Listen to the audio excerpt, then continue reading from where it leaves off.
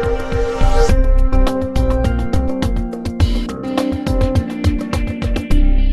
this is Thierry Bézier for Intruders TV. I'm with Jonathan Wolfson, CEO of Solazyme. Can you tell us briefly what is Solazyme about?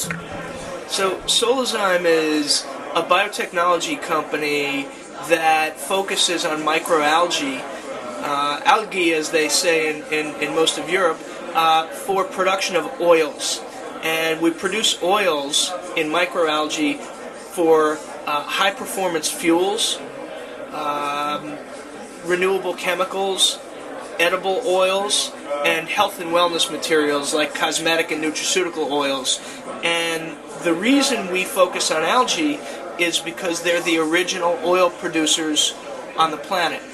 So most people who drive, when they fill up their tank in their car, whether it's gasoline or diesel fuel, that gasoline or diesel fuel originated with a barrel of oil that very likely originated 100 million years ago with a microalgae bloom. Most people mistakenly think it was dinosaurs, but in reality it's algae, heat and pressure and time. And what we do is we take algae and we optimize them so that they make oil very quickly and efficiently using standard equipment. We use something called fermentation, which are large stainless steel tanks, and we put the algae in these large stainless steel tanks, and then we feed them plant materials like cellulosic material. It can come from sugarcane bagasse or switchgrass or corn stover. It can be the pulp from sugar beets, usually non-food feedstocks, and we feed the algae in the dark these carbohydrates, and they make oils very quickly. And then we take the oils, depending on which algae we use, we get different oils. And for some oils, we make diesel fuel. For some oils, they're edible oils. So, for instance, there's not just a problem with fuel in the world, there's a big problem with food. There's a real shortage of edible oils. And in the third world, a lot of people get a high percentage of their calories from edible oils. And so we work on fuels, but we also work on food. And one of the important things about the work we do is it's designed to produce these things, whether it's fuels or chemicals or health and wellness materials, with a very low carbon footprint. And where do you produce all those items? Do you have a different place around San Francisco or so in the world? It's a good question. So right now what we're doing is we do all of the small scale work in San Francisco, but we have we have partners where we do much larger kind of semi-commercial, commercial scale growth in other places in the U.S., both in California and in other states. We're not yet doing production in Europe or Asia, and one of the reasons we're here at the World Investment Conference and the Transatlantic Green Platform is to meet European companies. Europe is, in a lot of ways, much more advanced than the United States with respect to clean technologies, carbon reduction, and so we think it's important to start to work with European companies, and we're interested in starting to produce oils in Europe. And today, as a consumer, can I see your product where? Where can I get your products? Okay, can I see, like, if I go to some restaurant, is there some food or food I can buy using already? Well, right now you can mostly see our products in movies and television. Okay. We've been driving a lot of vehicles on our fuels right now. We've been driving Mercedes and Ford and Jeep. Diesels on 100% of our fuel, and we've done that in some movies. We did it in a movie that won the Sundance Film Festival Documentary Award. And in terms of products that consumers can buy, we are coming out at the end of this year with some cosmetic and nutraceutical applications that you would be able to buy at a cosmetic store or a health food store.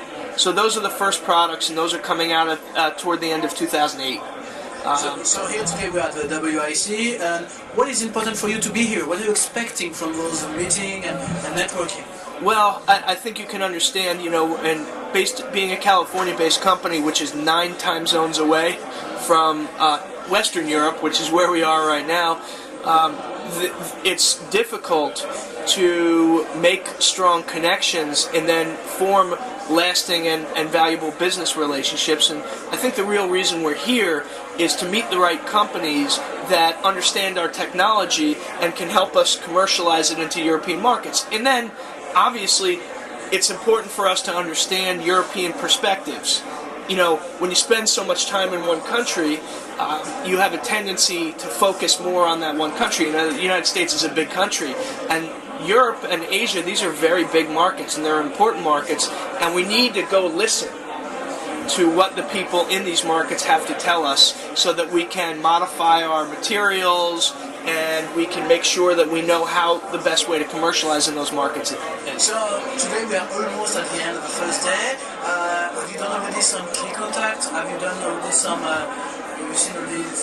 little partnerships or the beginning of that? Oh yeah, we've probably had, well, I presented this morning, and after the presentation I had probably 25 people come up to me and talk to me and hand me business cards, and that started some good conversations. And the World Investment Conference itself has a partnering program in which I probably had another 5 meetings, and those were good also because we requested a number of those companies. We already knew that we were interested in talking to them, and the folks here were excellent at making sure that we were able to spend time with them. And so I've probably met over 30 people today who are nominally interested in our technology, and even if only 1 or 2 or 3 of them ends up being a good contact, it's great. Yeah, and tell us, what is your objectives for this year? What are you expecting from this year, and what do you want to achieve? So we're looking to commercialize edible oils, and we're looking to get as close as possible to the same economics as petroleum-based. So on one side, we're looking to get our edible oils into the marketplace. On another side, we're looking to continue cost reduction with the fuels to get them down to comparable with current petroleum-based fuels. And that may not happen this year, but we're hopeful that it'll happen sometime next year.